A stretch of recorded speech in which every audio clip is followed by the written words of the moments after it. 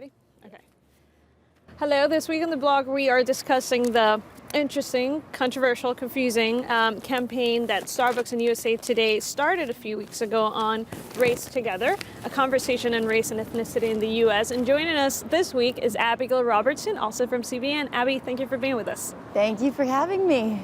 Abby, so we've talked about this briefly. It was a short-lived campaign, specifically the whole putting stickers on cups and writing it on cups, encouraging, for those who may not be familiar with the campaign, it was an effort on behalf of Starbucks to get some of their baristas, some of their partners to discuss race with the customers. Some people found it controversial, some people found it confusing, and some people just don't know what to call it. What do you think about the campaign in general? Well, I think it has good intentions, but I think it's not exactly the best execution. I mean, if you go into a Starbucks any time between 7 to 9 in the morning, it is jam-packed, and I think asking the baristas to put these, big conversation points on the cups and then expect them to have educated and answers to when people actually ask about them when it's extremely busy in a coffee shop, it's just not the smartest idea. So now what we're going to do is we're going to just ask some people around, see what they think about this, and we want to hear what you think, so make sure to comment either here on the blog or on Facebook. What are your thoughts on this strategy to address the issue of race in the U.S.? Well, I definitely think it was an effective strategy as far as getting their campaign out. As far as the results that they were looking for may not have been the best approach. But with that being said, anytime that you cause discomfort, that's a good way for change. So this is a good catalyst for what it is. Regardless of when or how you start the conversation about race, until it is ironed out and until race can actually be understood between all races, it's going to be an uncomfortable subject no matter the premise or no matter how it's approached. So I don't think necessarily that it was negative.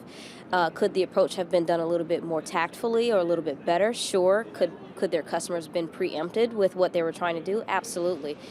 But their effect is exactly what they strived for. They wanted to ripple the waters to make change, and I think they started that.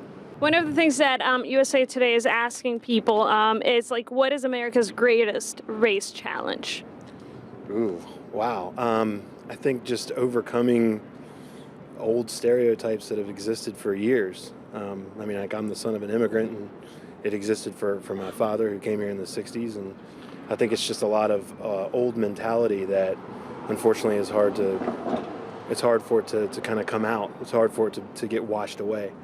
So I don't know. I mean, it's a tough question. It's a question we should all be asking ourselves, and we should be discussing, just maybe not at Starbucks. I definitely think it was a great idea.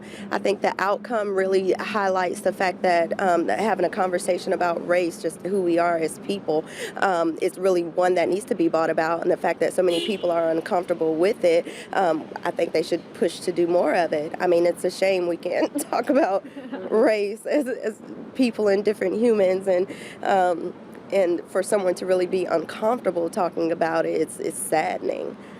Just getting people to work together now. Don't worry about what happened in the past. Do it now. That's for me, I mean, people are people. It doesn't matter what race they are. You work with people. You have to work with them. So do what you can. Just get along.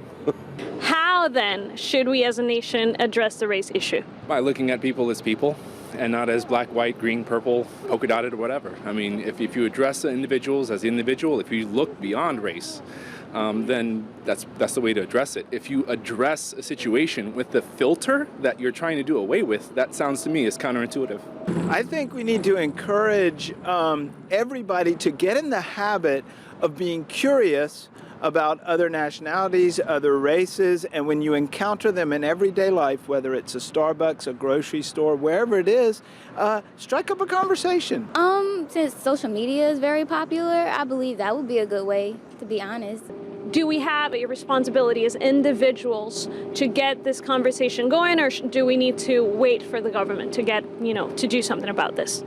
When we allow the government to step in, we relinquish our individuality, and we we relinquish our free will to engage with another party. We're letting someone else dictate what it is that we want, and that's a counterintuitive to democracy.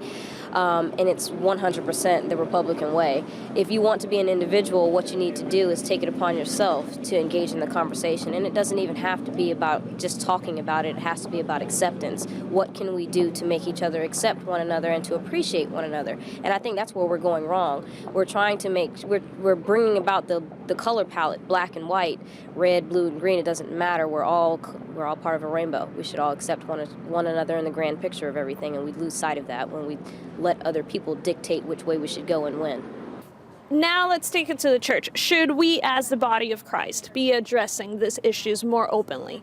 Yes, I think we should, because especially in churches that, if they're predominantly one race, I do think they need to know, just put an emphasis and importance on making everyone feel comfortable at the church service. And I do think it's an important thing for churches to address.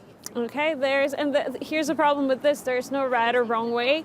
The truth is that when it comes to race, when it comes to ethnicity, just like with religion, somebody's bound to get offended.